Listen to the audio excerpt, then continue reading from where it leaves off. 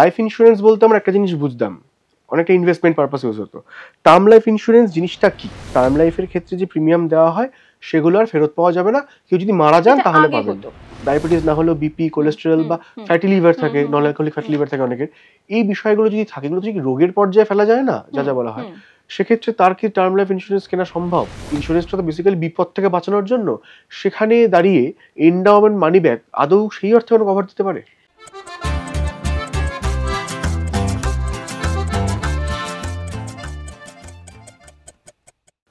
জীবন অনিশ্চিত।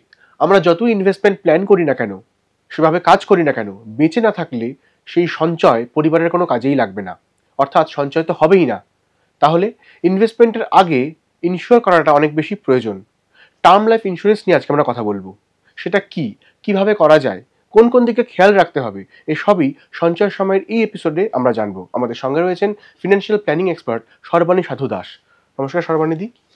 Term life insurance এই নিয়ে তো বহু আলোচনা হয়, কথা হয়, ইদানিং হচ্ছে।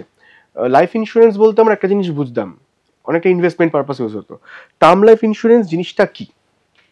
দেখো, টার্ম লাইফ ইন্স্যুরেন্স মানে হচ্ছে আমি একজন আর্নিং পারসন, আমার ফ্যামিলি আমার প্রতি ডিপেন্ডেন্ট। আমার অবর্তমানে আমার যদি সার্টেন কোনো রকম কোনো কিছু অপ্রীতিকর কিছু ঘটে আমার সাথে, তার আমার যে ইনকাম, যেটা দিয়ে আমার সংসার চলে, সেটা যেন কোনো রকমভাবে ডিসরাপ্টেড না হয়।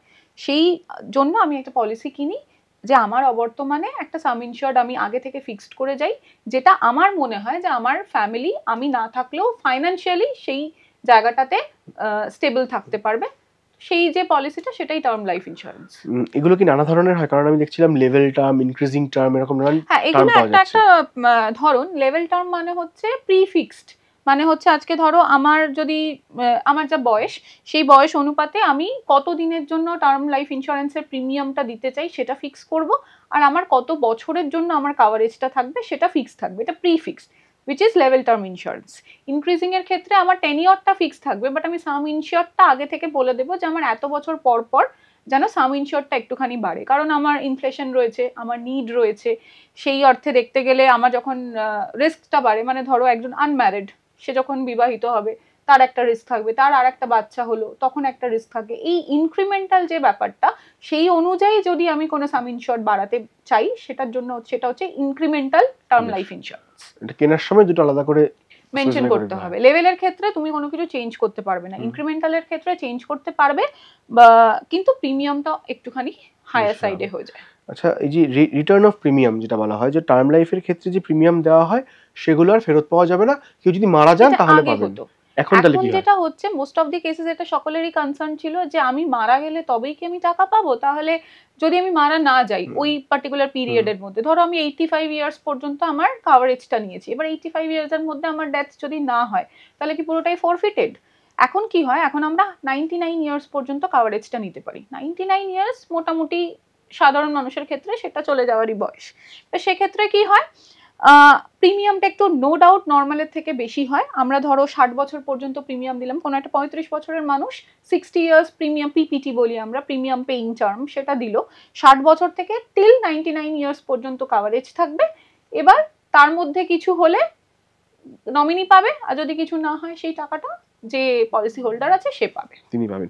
সেক্ষেত্রে মানে একটা সময় পর্যন্ত গিয়ে প্রিমিয়াম বন্ধ হয়ে যায়, কভারেজটা থাকে অনেক বেশি অবধি। প্রিমিয়াম পেইং টার্মটা আমরা আমাদের ইনকাম হিসাবে করি, মানে একটা মানুষকে আমরা ইন জেনারেল তো 60 বছর পর্যন্ত রোজগারের হিসাবে ধরি, তো প্রিমিয়াম পেইং টার্মটা আমরা টিল 60 পর্যন্তই রাখি, কারণ তারপরে আর আমার কোনো ইনকাম নেই, উল্টে আমার কিছু এক্সপেন্ডিচার আছে। তো 60 পর্যন্ত আমার পিপিটি, তারপরে হচ্ছে পলিসি টার্মটা, মানে কাভারেজ ইয়ার্সটা। এবার তাহলে এই টার্ম লাইফ ইন্স্যুরেন্সের ক্ষেত্রে প্রিমিয়াম ক্যালকুলেশন কিভাবে হয়? দেখো, টার্ম লাইফ ইন্স্যুরেন্সের ক্ষেত্রে প্রিমিয়াম অনেকগুলো ফ্যাক্টরের উপরে নির্ভর করে। প্রথম হচ্ছে বয়স। আমার কত বছর বয়স, যত কম বয়সে তুমি নেবে তার প্রিমিয়াম তত কম হবে। আর একটা জিনিসের উপরে ডিপেন্ড করে, দ্যাট ইজ জেন্ডার। পুরুষ মানুষের থেকে যদি কোনো মহিলা পলিসি কেনেন, ডেফিনেটলি তার একটুখানি প্রিমিয়াম কম হয়। আমার লাইফস্টাইল, আমি যদি স্মোকার হই বা অ্যালকোহল কনজিউম করি, তাহলে আমার এক ধরনের প্রিমিয়াম ক্যালকুলেশন হবে, যদি না করি আর এক ধরনের। আমার কোনো অসুখ বিসুখ আছে কিনা সেটার উপর, কারণ এগুলো সবটাই কিন্তু রিস্ক ফ্যাক্টর, যে আমার যদি অসুখ না থাকে তাহলে আমার কতটা রিস্ক, অসুখ থাকলে কতটা রিস্ক। লাইফস্টাইলটা তোমাকে বললাম, তারপরে হচ্ছে তোমার ইনকাম রেঞ্জ একটা হয়, আমি এত পর্যন্ত, আজকে ধরো যে মানুষটা প্রত্যেক মাসে 10 লক্ষ টাকা রোজগার করে সে কতটা টার্ম ইন্স্যুরেন্স নিতে পারবে, যে মানুষটা প্রত্যেক মাসে 1 লক্ষ টাকা রোজগার করে সে কতটা নিতে পারবে, এইগুলো অনেকগুলো প্যারামিটারের উপরে ডিপেন্ড করে, তারপরে সেটা সিস্টেমে ফেলা হয়, সিস্টেম ক্যালকুলেট করে বলে দেয়। তো আলটিমেটলি হ্যাঁ মানে পুরোটাই ডিপেন্ড করে এই ডেটাগুলো ফিড করার পরে সিস্টেম আমাকে কতটা প্রিমিয়াম দেখাচ্ছে। সেক্ষেত্রে যদি টার্ম লাইফ ইন্স্যুরেন্স তো মূলত যেই পারপাসে ইউজ কেনা হয়, যাদের একটু বয়স বেড়ে গিয়েছে, 40-এর দোরগোড়ায় পৌঁছেছে, তিনি যখন কেরিয়ার শুরু করেছিলেন তখন টার্ম লাইফ এতটা আলোচনায় আসেনি। এই 40-এর প্রায় দোরগোড়ায় পৌঁছে যাওয়া কোনো ব্যক্তি তিনি কি টার্ম লাইফ ইন্স্যুরেন্স কিনতে পারবেন? ডেফিনেটলি কিনতে পারবেন। কি শর্ত আছে? শর্ত বলতে ওই যে একটাই, প্রথম কথা হচ্ছে তোমার লাইফস্টাইল কিরকম, দ্বিতীয় কথা হচ্ছে তোমার কোনো অসুখ বিসুখ আছে কিনা, থার্ড হচ্ছে তুমি কত টাকার জন্য ইন্স্যুরেন্সটা মানে টার্ম লাইফটা কিনছো সেটা তোমার এলিজিবিলিটি আসছে কিনা। এবার এলিজিবিলিটি মানে হচ্ছে আমার প্রিমিয়াম ক্যালকুলেশনটা আসবে, অতটা প্রিমিয়াম আমি অ্যাফোর্ড করতে পারবো কিনা সেটা একটা কথা, প্লাস যদি একটু বেশি বয়সের ক্ষেত্রে যেটা তুমি বলছো সেক্ষেত্রে মেডিকেল হয়, মেডিকেলে যদি তুমি পাস করে যাও তাহলে তুমি ইজিলি কিনতে পারবে, কোনো অসুবিধা নেই। এবার এক্ষেত্রে মেডিকেল যদি হয় কথাটা এলো, এখন তো লাইফস্টাইলের যা রয়েছে, যা কাজের চাপ রয়েছে, অনেক ক্ষেত্রে দেখা যায় যে বিপি বা ডায়াবেটিস না হলেও বিপি, কোলেস্টেরল বা ফ্যাটি লিভার থাকে, নন অ্যালকোহলিক ফ্যাটি লিভার থাকে অনেকের। এই বিষয়গুলো যদি থাকে, এগুলো যদি রোগের পর্যায়ে ফেলা যায় না, যা বলা হয়, সেক্ষেত্রে তার কি টার্ম লাইফ ইন্স্যুরেন্স কেনা সম্ভব? একদম সম্ভব। দেখো এটা পুরোটাই ডিপেন্ড করছে আমি কোন কোম্পানির থ্রু দিয়ে যাচ্ছি আর তার আন্ডার রাইটার কি আছে। প্রত্যেকটা কোম্পানির আন্ডার রাইটার আলাদা হয়, এবার সেই আন্ডার রাইটার যদি এভ্যালুয়েট করে দেখে যে না এই মানুষটা টার্ম লাইফ কিনতে পারবেন, কোনো অসুবিধা নেই, তাহলেই তুমি পাবে, আদারওয়াইজ তুমি পাবে না। এটা পুরোটাই ডিপেন্ড করছে আন্ডার রাইটার এটাকে কিভাবে দেখবে সেটার উপরে। এক একটা সংস্থা এক রকম শর্ত রেখেছে, কেউ একটু ইজ দেয়, কেউ একদম ভীষণ মাইনিউটলি দেখে জিনিসটা। এটা পুরোটা ডিপেন্ড করছে আমি কোন কোম্পানি টার্ম লাইফ কিনছি সেটার উপরে। এবার যদি বয়সের ফ্যাক্টরে আসি, যে কোন বয়স পর্যন্ত কভার করা যায়, প্রথমত কোন নির্দিষ্ট বয়স সীমা আছে কিনা, মানে আমি কভারেজ কোন বয়স অবধি নেব? ওই যে বললাম 99 ইয়ার্স পর্যন্ত তুমি নিতে পারো। তার আগে যে কোনো অপশন চুজ করতে পারি আমরা, লাইক 85 ইয়ার্স, মানে কেউ যদি মনে করে যে আমি 65 বছর অবধি নেব বা 70 বছর অবধি নেব, সেটাও করা যায়। তার উপর ডিপেন্ড করে প্রিমিয়াম কম বেশি হওয়া। বয়স কমালে কি প্রিমিয়াম কমে? বয়স কমালে, টার্মটা কমালে ডেফিনেটলি একটুখানি কমে। এবার পুরোটাই ওই আবারও বলছি যে এটা পার্সন টু পার্সন ভ্যারি করবে, সিস্টেমের উপরে ভ্যারি করবে, যে তোমার হয়তো তুমি টার্মটা কমিয়ে দিচ্ছ বাট তোমার শরীরে কোনো রকম কোনো অসুবিধা আছে, তাহলে কিন্তু নরমালের থেকে তোমার মানে প্রিমিয়াম বেশি হবে। আমি কেন প্রশ্নটা জিজ্ঞেস করি যে আরো খোলাখুলি হয় বলি, টার্ম লাইফটা কেনা হচ্ছে এই কারণে হঠাৎ কেউ যদি না থাকেন তার পরিবারের যেন সেই অর্থে আর্থিক কষ্টে পড়তে না হয়। মোটামুটি 60-65 বছর বয়স পর্যন্ত একজন কর্মক্ষম থাকছেন, 60 অবধি, খুব বেশি হলে 65, খুব সাধারণ নিয়মে অবশ্যই বলছি, সব ক্ষেত্রে এই নিয়মটা খাটে না, যে তার মধ্যে তার যে ফ্যামিলি, যে বাচ্চা যদি কেউ থাকে, সে মোটামুটি দাঁড়িয়ে যাওয়ার বয়সে চলে আসে, সেক্ষেত্রে তার 65 বছরের পরে হলে ফ্যামিলির উপর সেই চাপটা হয়তো পড়বে না। অনেকে মনে করতে পারেন 85 অবধি নেবো না, আমি 65 অবধি নেবো, আমার ছেলে মেয়ে দাঁড়িয়ে গেলে, আমার দায়িত্ব সেই অর্থে শেষ হয়ে গেলে আমার আর দরকার নেই এটা। সেক্ষেত্রে যদি মনে করেন 85 না নিয়ে বা 65 নেবো, প্রিমিয়ামটা ডেফিনেটলি একটু কমবে। আচ্ছা, এখানে একটা বিষয় রয়েছে যে কেউ যদি এটা একটা অপশনের আছে যে কেউ মনে করলেন 60 বছর অবধি আমি কিনলাম প্রিমিয়াম, কিন্তু তার বেশ কিছুদিন যাওয়ার পর মনে হলো না 60 না, এটা 70 করলে ভালো হয়, সেটা কি মাঝপথে করা সম্ভব? না, তাহলে তোমাকে একটা অন্য টার্ম লাইফ ইন্স্যুরেন্স কিনতে হবে। এগুলো এটা হচ্ছে প্রি ডিফাইন থাকে, তুমি একবার, এটা ইন্স্যুরেন্স দা কন্ট্রাক্ট, তুমি একবার এই কন্ট্রাক্টটা সাইন করে নিলে মানে এটা পুরো টার্মটা তোমাকে এইভাবেই চালাতে হবে। এবার তুমি যদি সেটাকে একটু 10 বছর বাড়াতে চাও তোমাকে আরেকটা নতুন টার্ম ইন্স্যুরেন্স কিনতে হবে। বেশ, এবার আরেকটা খুব গুরুত্বপূর্ণ প্রশ্ন করব, যেটা নিয়ে আলোচনা হয়েছে বহু, এই টার্ম লাইফ কেনার সময় এমডব্লিউপি, ম্যারিড উইমেন্স প্রপার্টি অ্যাক্ট, এটার কথা শোনা যায়, বিষয়টা কি? বিষয়টা হচ্ছে দেখো, যে কোনো ক্ষেত্রে ম্যারিড উইমেন প্রপার্টি অ্যাক্ট হচ্ছে সেই অ্যাক্ট, আজকে ধরো কোনো পুরুষ মানুষ, তার বিভিন্ন ধরনের দেনা রয়েছে, সেটা বৈষয়িক হতে পারে বা ব্যবসা রিলেটেড হতে পারে, কোনো রকম কোনো কিছু, সেক্ষেত্রে কি হয়, তার কোনো কিছু হলে বা তার যাবতীয় যা সম্পত্তি সেটা যদি তার নামে থাকে তাহলে সেটা গভর্নমেন্ট নিয়ে নিতে পারে।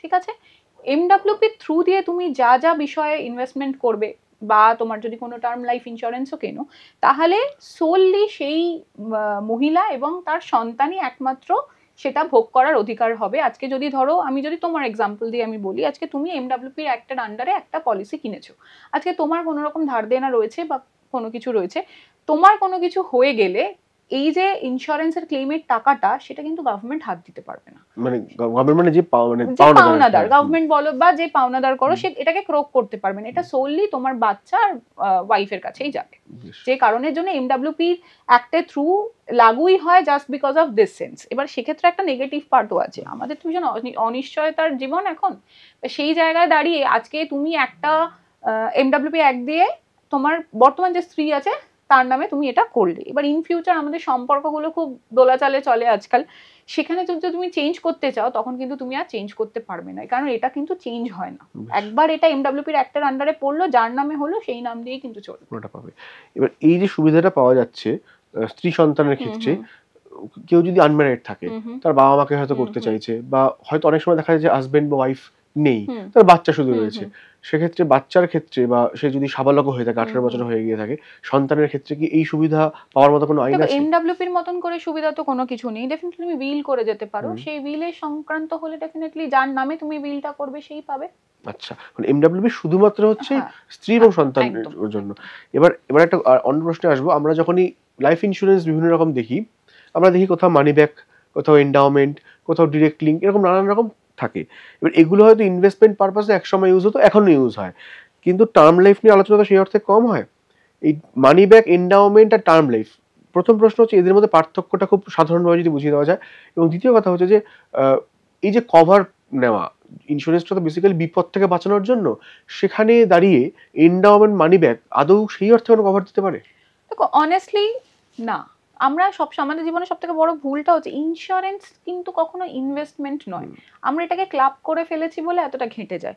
ইন্স্যুরেন্স থেকে তুমি যদি দীর্ঘকালীন একটা ক্যালকুলেশন করো, ও কিন্তু ইনফ্লেশনকেও বিট করতে পারে না প্রপারলি, তাহলে সেটা আমার ইনভেস্টমেন্ট তো কোনোদিনই হচ্ছে না। বাট আমাদের যে সমস্ত মানি ব্যাক প্ল্যানস পুরনো বা এন্ডাওমেন্ট প্ল্যান যেগুলো আমরা করেছি, সেক্ষেত্রে কি হচ্ছে, আমরা যে প্রিমিয়ামটা পে করছি তার যে সাম ইনশিওরটা আমরা পাচ্ছি সেটা কিন্তু আমাদের এইচএলভির সাথে ম্যাচ করে, মানে হিউম্যান লাইফ ভ্যালুর সাথে ম্যাচ করছে না। টার্মের ক্ষেত্রে যেটা কিন্তু খুব সুন্দরভাবে ম্যাচ করে, কারণ আমাদেরকে অনেক কম টাকায় অনেক বেশি সাম ইনশিওর আমরা করতে পারি। এইচএলভি ক্যালকুলেশনের সময় কি, আজকের দিনে আমি কত টাকা রোজগার করছি, আমি যদি আগামী 20-25 বছর আরো সাস্টেইন করি বা 30 বছর করি, তাহলে আমার ফ্যামিলি ঠিক কত টাকার এলিজিবিলিটি থাকবে, মানে সে কিভাবে ওই লাইফস্টাইলটা অ্যাফোর্ড করতে পারবে।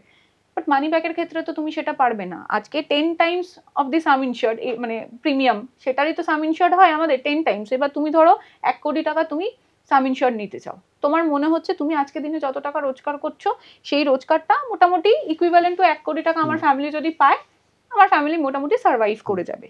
কিন্তু সেক্ষেত্রে যদি তুমি মানি ব্যাকে যাও, মানি ব্যাকে তুমি ম্যাক্সিমাম 10 টাইমস পাবে। এবার 1 কোটি টাকা নিতে গেলে তোমাকে কত টাকার প্রিমিয়াম প্রত্যেক বছর রেগুলার প্রিমিয়াম পে করতে হবে, সেটা তো সকলের পক্ষে অ্যাফোর্ড করা সম্ভব না। কিন্তু ওয়্যারএজ তুমি যদি এটাই টার্ম ইন্স্যুরেন্স দিয়ে করো, তাহলে তুমি দেখবে অনেক কম টাকায় তুমি 1 কোটি টাকার কভারেজটা পাচ্ছ। সেক্ষেত্রে মানে ইন্স্যুরেন্সের জন্য টার্ম লাইফ ইন্স্যুরেন্স বলতে যেটা বোঝায়, টার্ম লাইফের মতন কাজ কি কভারেজটা বাকিটা দিতে পারবে না, কোনোদিনই পারবে না। এবং এবার এই টার্ম লাইফের শেষ দিকে আসবো ক্লেম প্রসেস নিয়ে। এই টার্ম লাইফ ইন্স্যুরেন্সের ক্ষেত্রে ক্লেম প্রসেস কিভাবে হয়? ক্লেমটা দেখো রেজিস্টার করাতে হয়। এবার দুভাবে আমরা টার্ম লাইফ কিনতে পারি, এক হচ্ছে আমরা অনলাইন ডিরেক্টলি কিনতে পারি বা কোনো এজেন্ট বা অ্যাডভাইজারের থ্রু দিয়ে কিনতে পারি। এবার যদি আমি অনলাইন নিজে কিনি তাহলে ডেফিনেটলি আমাকে নিজেকে করতে হবে। এবার অনেক সময় হয় ধরো যিনি মারা গেছেন তিনি সমস্ত দিকটা দেখতেন, অন্য কারোর পক্ষে হয়তো সেই ক্লেমটা রেজিস্টার করাটা পসিবল হচ্ছে না, এটা একটা প্রবলেম। সেকেন্ডলি সেটা যদি একজন অ্যাডভাইজার বা এজেন্টের থ্রু দিয়ে কেনে তাহলে তার সাথে যোগাযোগ করলে ডেফিনেটলি সেটা অনেক ইজ হবে। আবার অনেকে আজকাল সবাই অনেক বেশি টেক স্যাভি, তা যারা নিজেরা করতে পারবে তারা অনলাইনে নিজেরাই করতে পারে। বাট ক্লেম ডেফিনেটলি তোমাকে লগ ইন করাতে হয়, ক্লেম তোমাকে বলতে হয় যে এখানে আমার এনার নামে ছিল পলিসি, ওনার একটা সাডেন ডেথ হয়েছে, তো আমি এটা ক্লেমটাকে লক করাতে চাইছি। ওইটা না করানো পর্যন্ত কিন্তু প্রসেস হবে না। এবার একটা জিনিস জিজ্ঞেস করি, এই যে একজন কেউ টার্ম লাইফ ইন্স্যুরেন্স কিনলেন, তিনি তার ওয়াইফকে বা হাজবেন্ডকে তিনি নমিনি করে গেলেন, অনেক সময় আনফরচুনেট ইনসিডেন্ট হতেই পারে, আমরা দেখি অনেক জায়গাতে দেখা যায় যে কোভিডের সময় হয়েছে, পরে যখন অ্যাক্সিডেন্টে যে যিনি করেছেন এবং যাকে নমিনি করেছেন তারা দুজনেই মারা গেছেন কোনো একটা ইনসিডেন্টে, তাদের সন্তান রয়েছে, সেটা নাবালক হতে পারে বা সদ্য সাবালক হতে পারে।